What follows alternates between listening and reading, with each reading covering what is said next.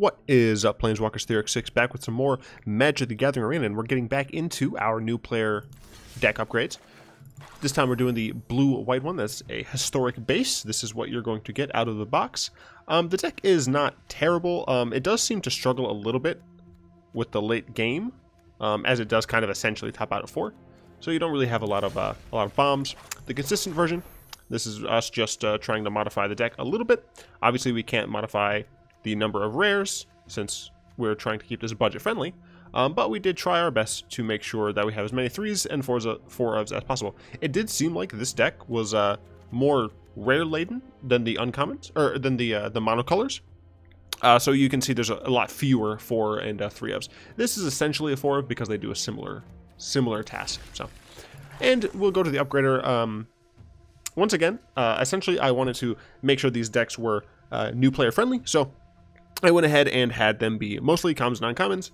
And I actually ended up taking out a lot of the base rares because they didn't seem to fit. Now, if you guys would like to skip the DeckTech where I discuss all of the different interactions, feel free to check the description below where you will find a timestamp for the games. All right, so we're going to get straight into it. I added some Artificer's Assistance. The reason for this was essentially twofold. I needed an early card that can potentially trade super early game against very, very aggressive decks that have a lot of X1s. Additionally, it is a flyer that cares about my historic cards. Since I'm going to be playing a lot of, mostly artifacts, but some legends, I will be able to get some of that scry value, and it'll help me out late game when I'm trying to make sure I don't draw nothing, right?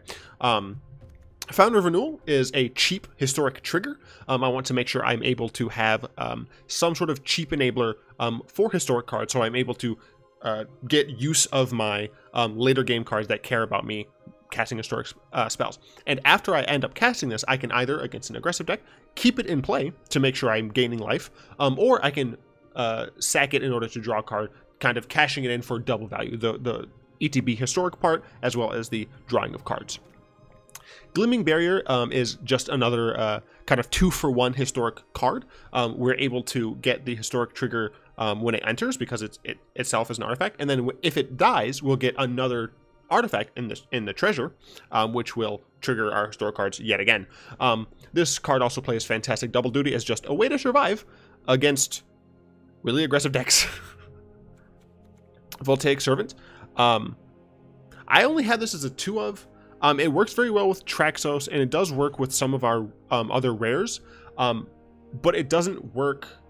It doesn't synergize as well as some of the other cards, and I would prefer to just have like a bigger body on block. So you might want to have this be a larger number if you are running more things like Traxos, more Icy Manipulators and things like that, more Thaumatic Compasses, things like that, because you'll be able to get like double use out of those cards. But for this specific deck, I am only running 2. It's a historic card by itself. It alone can give himself pseudo vigilance by being able to attack and then having himself untapped. So it's just a fine card in general. And as I said, if you're able to run more Traxoses, more Icy Manipulators, more compasses, then you can go ahead and up this count because it'll become more valuable for you. Running 3 Seal Aways. Seal Away is good removal. That's pretty much it. It doesn't really synergize with anything.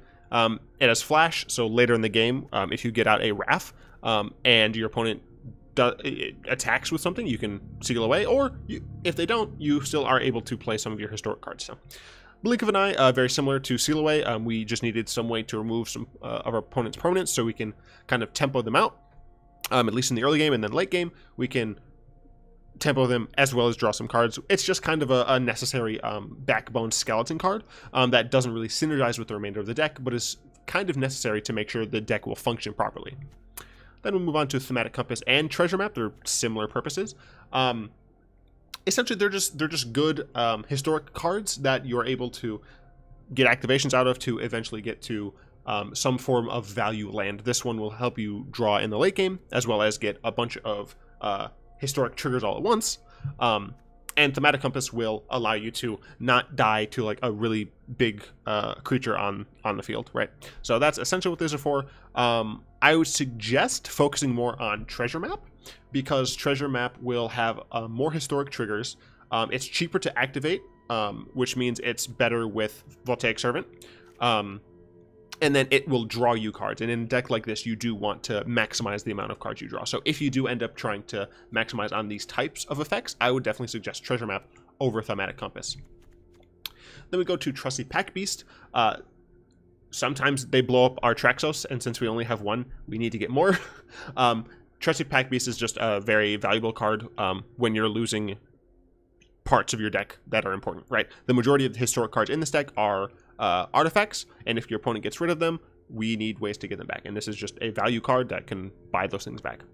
Sai is not terribly strong in this deck, even though we are running a lot of artifacts.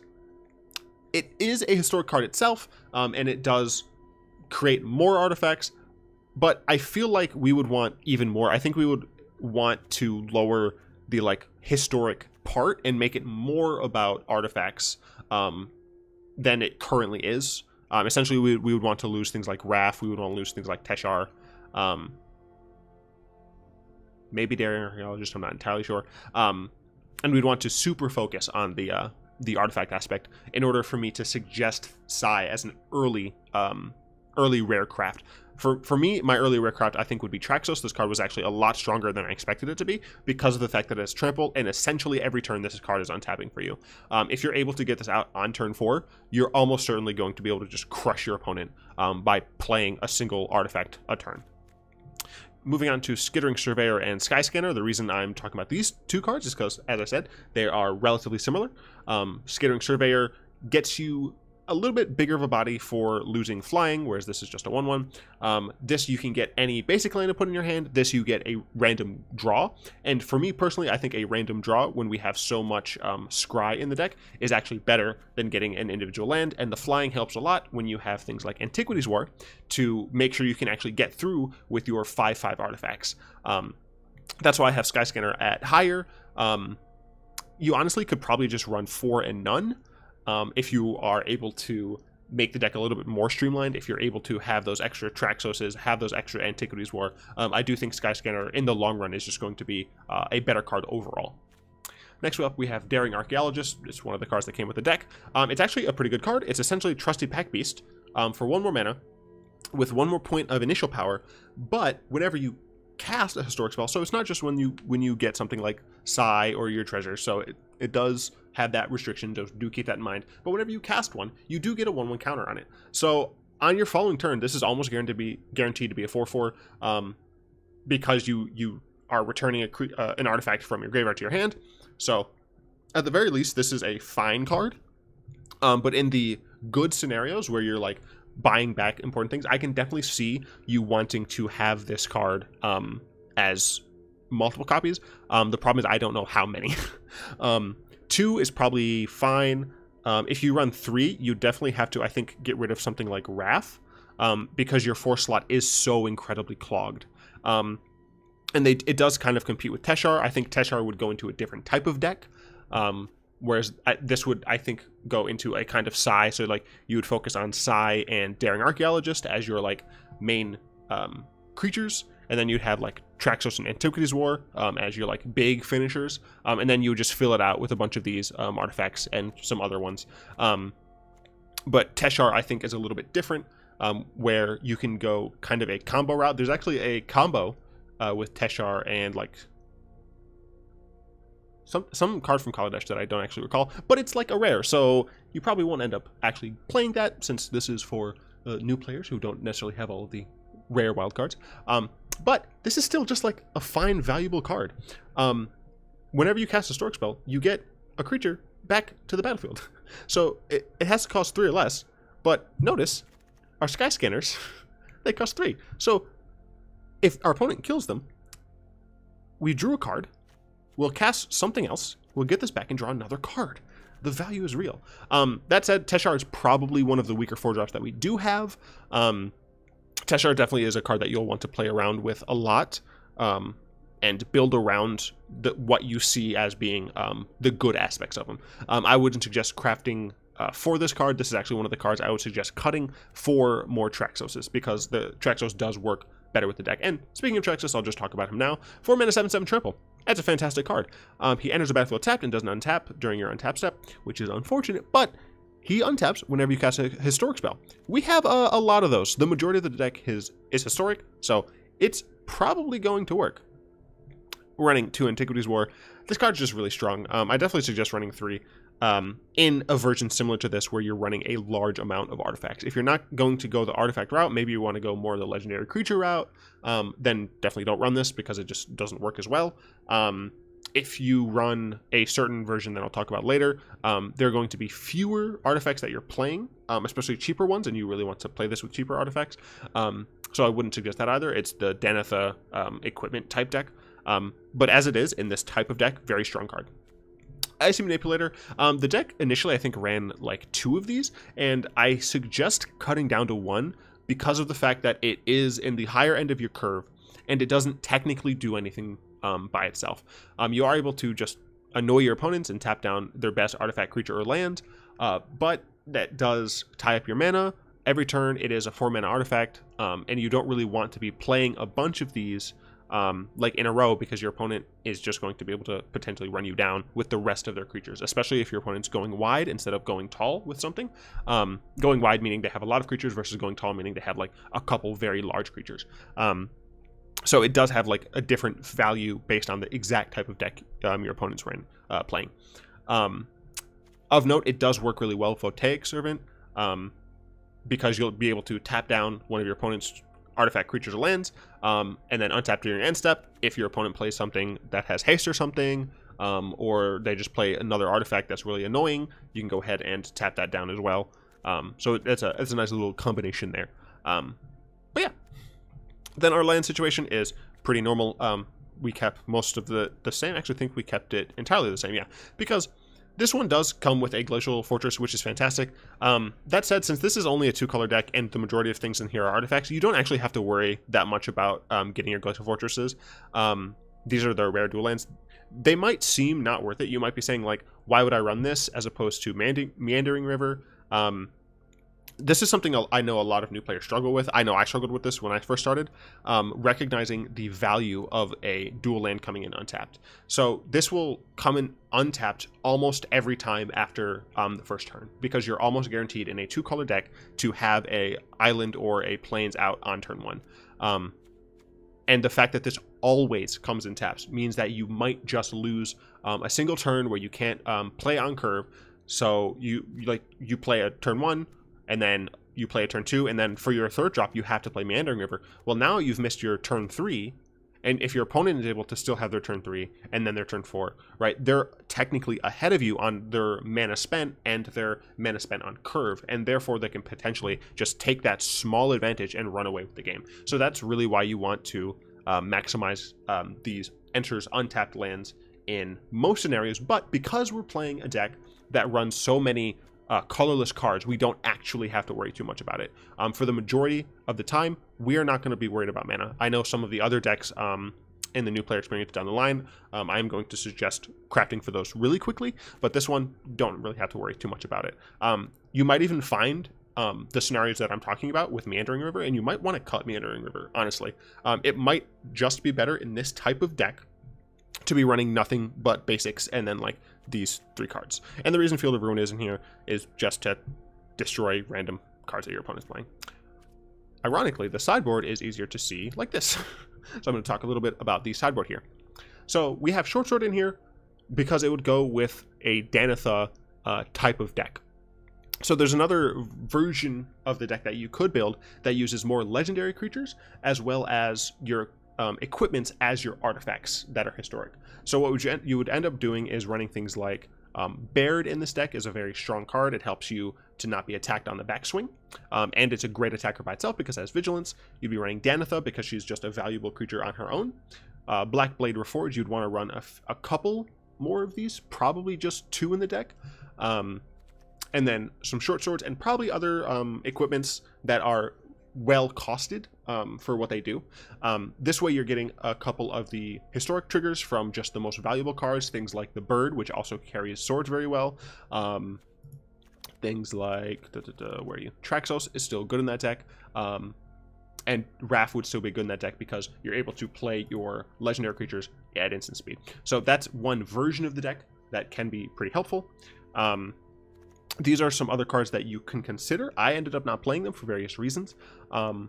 Most of them being that they didn't add enough to what the deck wanted to do and its playstyle that I just didn't feel it was worth it. And specifically, I want to talk about Joyous Familiar. So the reason I cut this card specifically, even though it would make our historic spells cost less, is that it comes at the top of our curve anyway. Since the deck isn't running any 5-mana spells, there's not really a point in reducing the cost of them. We could theoretically be running or casting multiple of them in a turn, but based on Traxos, all we really want to do is make sure that we're definitely going to cast 1 a turn. And once we get to that 4-mana slot, we're going to be able to do that anyway, right? So we're not actually getting any value out of that reduction, and a 4-mana 2/2 flyer isn't great. It's not a great cost by itself, so that's why we're not running that. And I'm actually going to cut out these cards. Azor's Gateway, I have no idea why I was in the main deck. I would have preferred this would be a different mythic, because we don't have any X cards.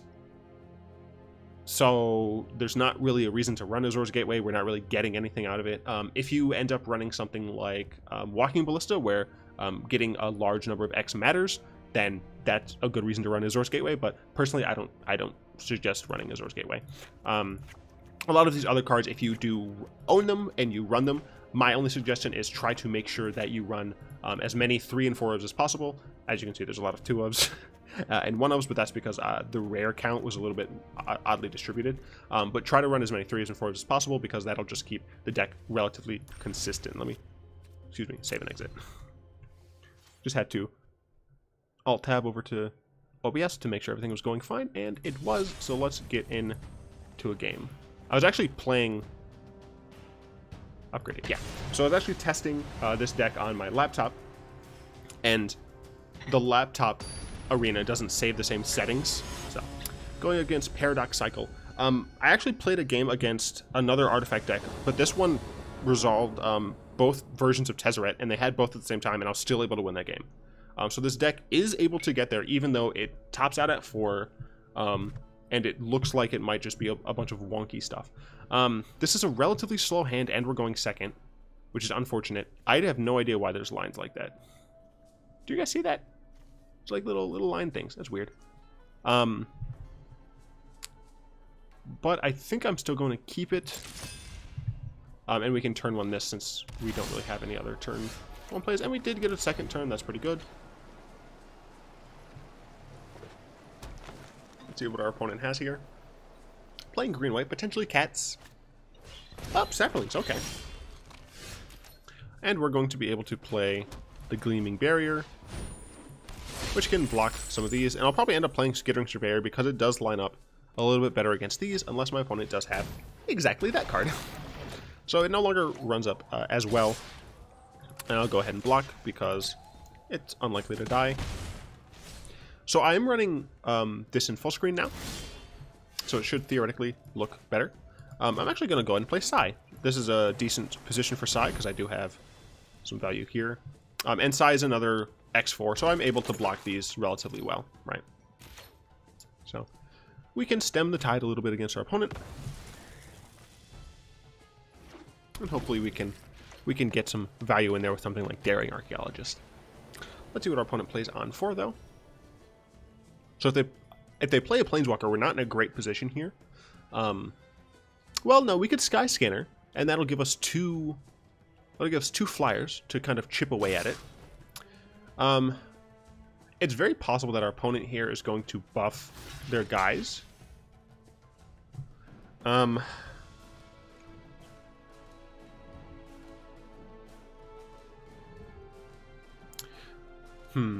that's something that you do want to pay attention to, is your opponent might have combat tricks. That said, next turn I do have stuff like Wrath, which can surprise this, so I think I would rather them use a combat trick here to kill these 2 cards, and they didn't, which is good, because next turn I could have played a Wrath to surprise this, and hopefully they wouldn't have used it. Fungal Plots doesn't matter too much, because this deck actually doesn't run that many creatures. Here I think I'm going to play Sky Scanner, and the reason for this is Sky Scanner can help. I'm pointing at my screen, that's hilarious. Sky Scanner can double block one of these with Psy to have 2 power, and even though this dies, we don't mind, because 1, we're going to get a card draw out of it, and 2, we can get it back with Daring Archaeologist. If we played Skittering Surveyor, we would get a land in hand, but we already have a land in hand, so we don't need it. And it would be able to, the Saprolings would be able to kill the Skittering Surveyor anyway. So I would much rather just play the Skyscanner here and get a little bit of Psy value.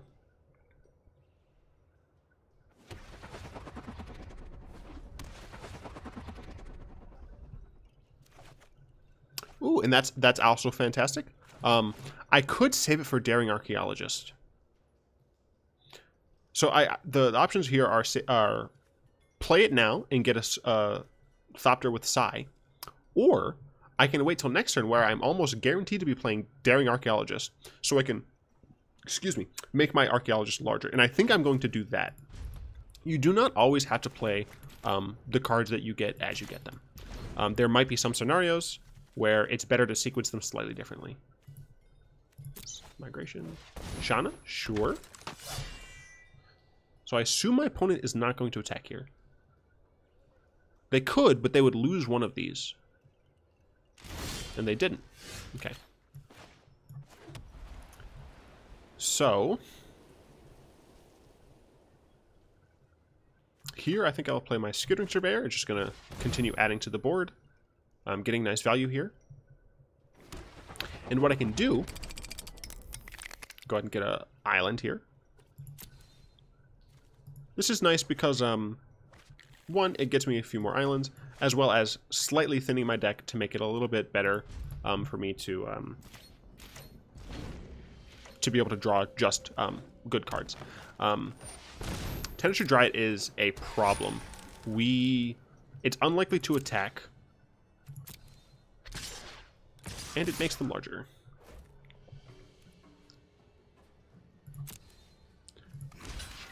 We can kill Shana.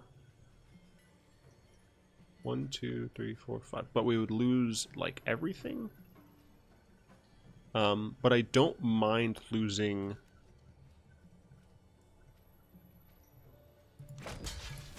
a decent amount here in order to put that in the graveyard. Actually, you know what? I think it's better to do this.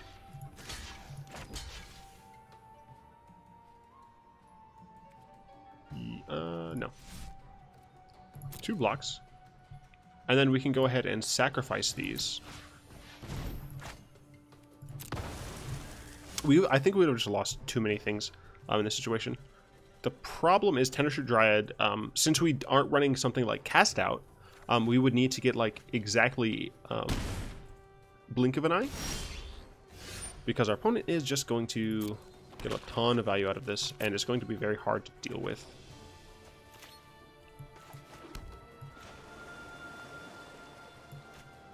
Let's Archaeologist back the card draw.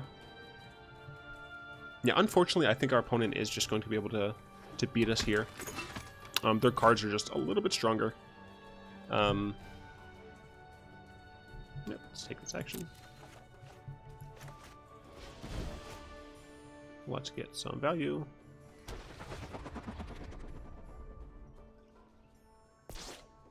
Yeah, and unfortunately we can't feasibly race them either. With our flyers, just because we'd have to keep chump blocking every turn. Because next turn they're going to attack with just these, right? And this is going to be a 7, and then this is 12, and we'd have to block at least 2 of them, or else we'd die. So we're kind of hard pressed to actually win here. Even Traxos doesn't help. We would need to find a way to get rid of their Tenacious Dryad, and even then it would be pretty difficult. So that's one of the reasons why running something like Cast Out or Ixalan's Binding, and that's the game. Yeah, I mean, sometimes your opponent does just have a little bit better of a draw, but that's why you run something like Cast Out or Ixalan's Binding, to make sure that your opponent can't just beat you with a single card. Yeah, essentially, I don't have like true hard removal for creatures that aren't going to be attacking. Going against Trantor here. And if you find that this is occurring too often, I would cut out some of the blink of an eyes for something like Cast Out or Ixalan's Binding. The reason I didn't put them in initially is one, Cast Out is rotating soon, and I want to keep these videos I want to keep these videos relatively rotation proof. This is very unfortunate. Yep. Sure, that's fine. Sometimes this stuff happens. Don't get too discouraged. Ooh, I don't like that. Don't get too discouraged. Try to do your best in the game, even though you are starting from behind. Opponents on Esper, probably Esper control. Well, that was weird. They could have waited. That's fine. And then for Ixalan's Binding, essentially, we are already too glutted. We had too many 4-drops, so I didn't want to make that slot like super large. So that is essentially why we did that. Let's go ahead and do this, and then Psy. And then the following turn we can play Traxos. Seal Away seems pretty good if our opponent is going to be on a Danitha plan. And we will attack, because this card cannot block it. We want to get some up. Oh, right. I was like, why are they 23? I forgot about this card. Murder? Well, that's just rude. Yep, that's fine. We can Traxos next turn. Get another Scry, which is fantastic. In the following turn, we can Antiquities War, which will untap this, and we'll be able to attack with it. Blink of an Eye, another good card. Another way to remove something of theirs. So what the plan usually is they cast something annoying, we Blink of an Eye it, and attack with... excuse me, what? Our opponent is playing at least 4 colors, and they had a Braid. So that's very unfortunate.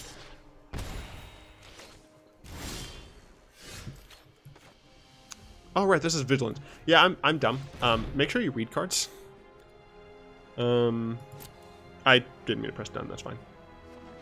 Because I can just guarantee that I get it. We are going to get... Sky Scanner. Actually, it might be better to get Voltaic Servant. The reason for that is that it can block current Danitha better. Even though it doesn't have flying. Yeah, I think I'm going to do that. Let's attack. Yeah, so I forgot that she had Vigilance, so Seal Away actually doesn't work on her. And our opponent's playing a Baird. I don't know what my opponent is doing. I'm very confused. I need to not die, so this turn is definitely going to be like Gleaming Barrier and Voltaic Servant. And I'm not going to be able to attack, which is fine. I do kind of need that land.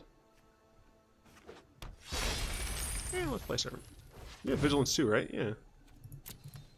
Opponent playing Vigilance 4 colors. I can't attack.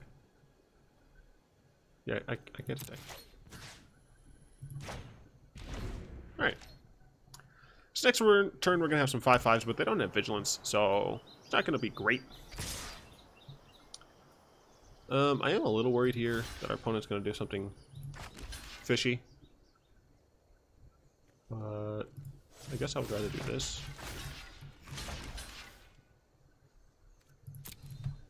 Nope. Yep, that's fine. Just bounce off our creatures. We have some nice 5/5s here. That's very unfortunate, the Seal Away thing. But let us... Alright, this gets attack. I forgot I had Defender. We can attack with this.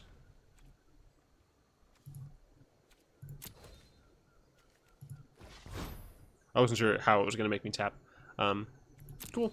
And then because of the way Voltaic Servant works, we can go and untap it, which is nice. Get rid of that. Opponent is low in cards, but their creatures are currently better than ours. And they had a Braid. So strange. Now the Voltaic Servant is helpful. That Baird is frustrating. Looks like Magma Spray. Sure. I have no idea what my opponent is doing. But, I mean, they're going to keep gaining life, but I can just keep chump blocking. So I'm not too threatened, and they decide not even to do that. That's very interesting. Let's take a Fountain of Renewal. Start gaining some life. Let's Surveyor here. We do this first because we didn't play a land. So since we didn't play a land, we're going to be able to play this land immediately, and we'll still be able to play both of these. Whereas if we did it the other way, we would not have been able to do that. So do that and do this, and we cannot attack. So let's pass the turn. Yeah, it's gonna make us do that.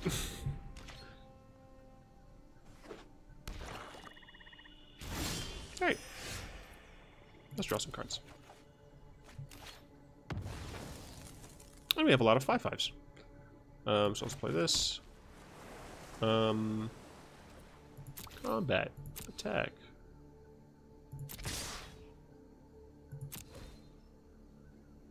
Oh, yeah, sure, pay 4.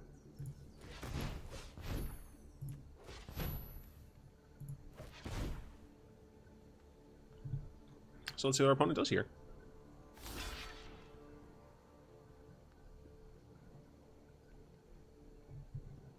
Sure.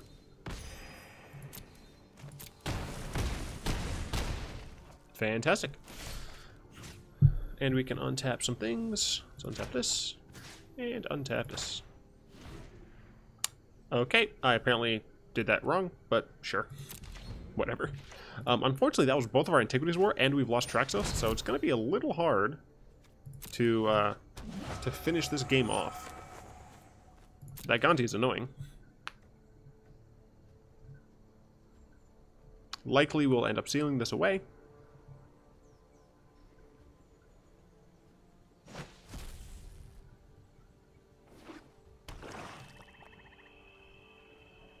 I mean, I can't see our opponent not being able to cast whatever they got from us, because everything in our deck costs 4 or less, so... Hey, look, it's Blink of an Eye. Sure. That's... yeah, I mean, that's fine. I can just jump block.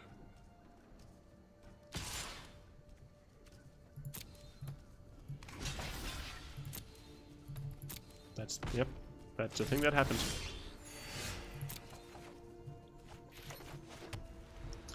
I suppose the way we win is... so we're going to have to seal this away, because blinking it doesn't actually help us.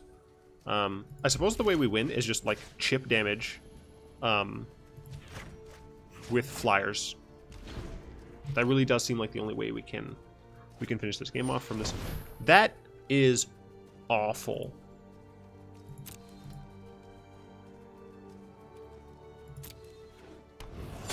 My opponent is just playing like a bunch of legendary creatures and control spells. That's unfortunate. I mean, it looks like our opponent is playing what's called Pile,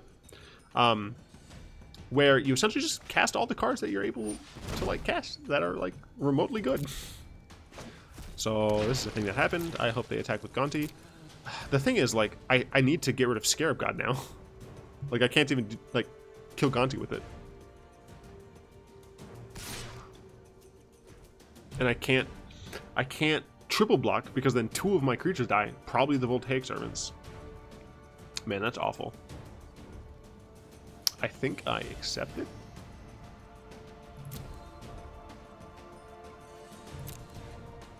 Yeah, I think I accept it for now. I'm gonna go ahead and blink Baird just to draw a card. I actually should have blinked that. Yeah, that was a mistake. I should have blinked this because it would have gotten rid of it completely. I forgot about Pack Beast, honestly. I totally forgot about Pack Beast. I can get Traxos back. I can play Traxos. And I still have Seal Away up. And this is actually going to untap it. Which means Scarab God's probably not going to want to attack. I actually think that I'm going to... Can I just, like, pass the turn in for... Alright.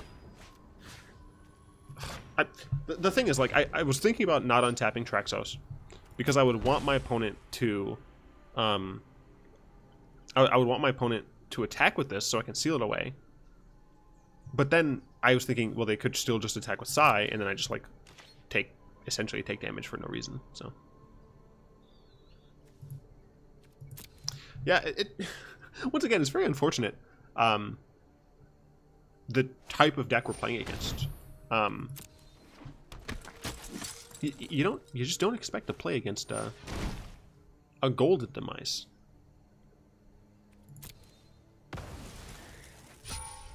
Okay.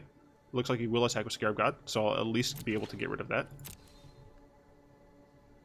Please attack me with Scarab God. They didn't attack! So frustrating. Build Ruin doesn't help. I can't even attack with Traxos because of Gonti.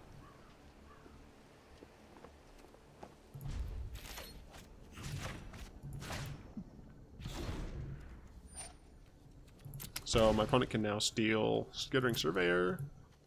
Yes, it's Danitha as well. Danitha would be very annoying to deal with. What the heck?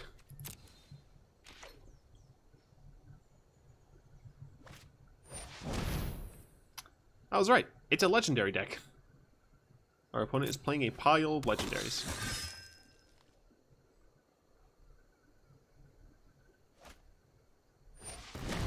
Sure. But will you attack? Attack me with a Scarab God, you monster.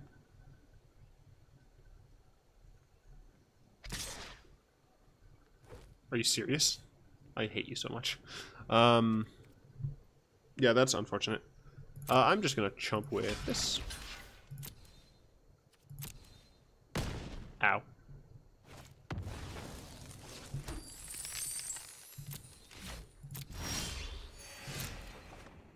Okay, I got a second seal away. So I'm actually gonna seal this away now. And hope that my opponent thinks that like I top deck to seal away and like that's the only one I had or something. I don't know. The thing is, even if my opponent does attack with Scarab God, they still just have like a better board than I do. And they've been scrying. Yeah, very unfortunate. It seems like very common in these games that the opponents we face just aren't. Why am I playing against this deck? Like, I think the way the algorithm works is it doesn't look at card power, and looks at how often a card is played. So Angrath is not played at all, but in a situation like this, it's very powerful. And he's going to plus, and I'm going to lose my seal away.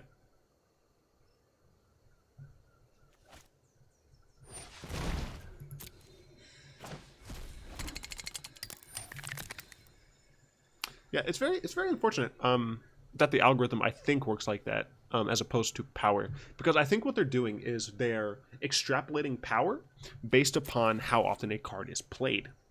So if a card is not played very often, even if it is like 9 out of 10 power level, it doesn't matter because people are only playing 10 out of 10s, right? So, okay, they gained control of something. That is actually better. Your crew for my freedom? A fair price. Please attack me with the Scarab God. At this point, I don't even think it matters. I can chump Trusty Pack Beast. I do not even remotely care. Danitha I can kill. Arvad I can kill if I have to, but I probably wouldn't. Like, that did nothing. I guess it gets sacked? Sure. I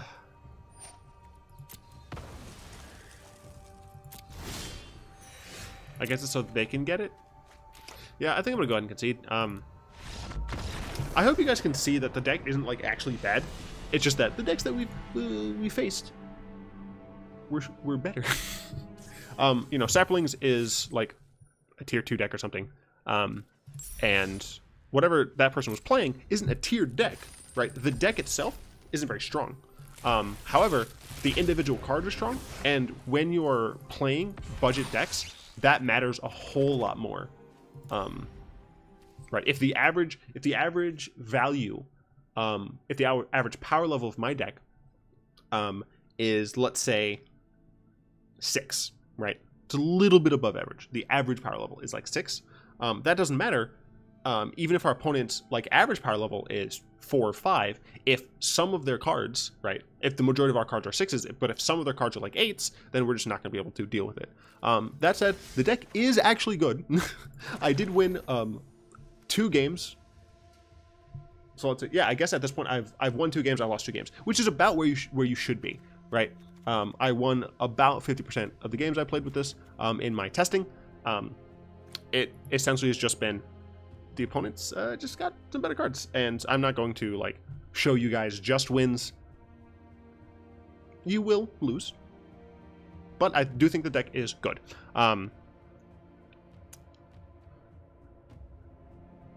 Yeah, unfortunately, we're not getting Azorius in the first Guild of Ravnica thing. So this deck might be better to try out after the next set comes out, Ravnica Allegiance. But the deck is fine. The deck is fun. Traxos is very fun. Sai is very fun, but I think there are better side decks. And then Teshar, of course, has its own little combo deck that you can go ahead and look up if you would like. Now, video's got to about 40 minutes, so I'm going to go ahead and switch over. I'd like to thank Easy Mode, Chris, Dizzy Fam, Daniel, Flowerchild, and Chowdy083 for supporting the channel.